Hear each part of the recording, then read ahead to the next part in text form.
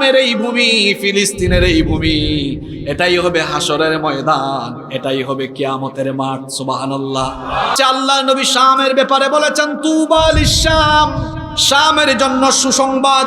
নবীজিকে জিজ্ঞেস করা হলো মা বালুশ শাম ইয়া রাসূলুল্লাহ সাল্লাল্লাহু আলাইহি ওয়াসাল্লাম, আল্লাহর রাসূলকে জিজ্ঞেস করা হলো শামের জন্য কেন আপনি সুসংবাদ দিলেন?